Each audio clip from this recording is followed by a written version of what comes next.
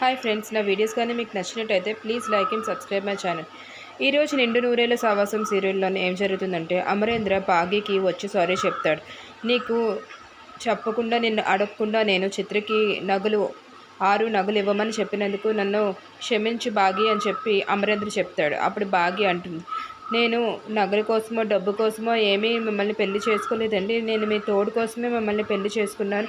మీరు నా కష్ట సుఖాల్లోని తోడిని ధైర్యాన్ని ఇస్తే చాలు, అంతకుమించి నాకేమీ వద్దు అని అనేసరికి బాగి మాటలకి అమరేంద్ర ఫిదా అయిపోతాడు. బాగీని హగ్ చేసుకొని సారీ చెప్తాడు. బాగి కూడా చాలా ఫీల్ అవుతుంది అమరేంద్ర మారాడని చెప్పి. ఇక్కడ చూస్తే మనోహరి చిత్ర ఇద్దరు కలిపి 6 నగలు తీసుకుంటారు. ఇప్పుడు బాగి అంటుంది, మీరు బాగి అరుంధతి యొక్క నగలు జాగ్రత్తగా తీసుకుని మరీ తిరిగి ఇచ్చేయాలి, లేకపోతే నా సంగతి నీకు తెలుసు కదా, మనం నిన్ను రఫాడిస్తాను అని చెప్పి భయపెడుతుంది. దానికి చిత్ర దీనికి ఎంత పొగరు, మన ఇద్దరిని భయపెడుతుంది బాగి అని చెప్పి అంటుంది మనోహరితో.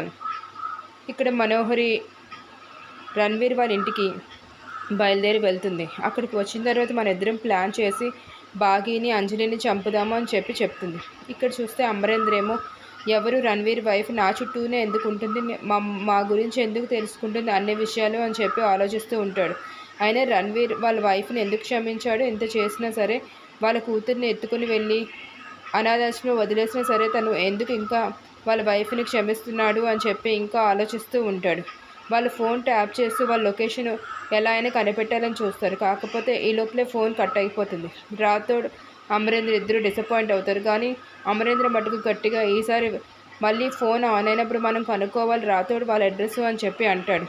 బాగి పిల్లలతో కలిపి చిత్ర మీద పోటీగా డ్యాన్స్ వేసి ఇరగదీస్తుంది. బాగి డ్యాన్స్ చూసి పిల్లలందరూ కలిపి మిస్సమ్మ నీకు రానిదంటూ ఏమీ లేదు, నువ్వు చాలా గ్రేట్ అని చెప్పి చిత్ర ముందే పొగిడేస్తారు. దానికి వినోద్ చిత్ర ఇద్దరు మొహాన్ని చిన్నబుచ్చుకొని బాగిని చూస్తూ ఉండిపోతారు.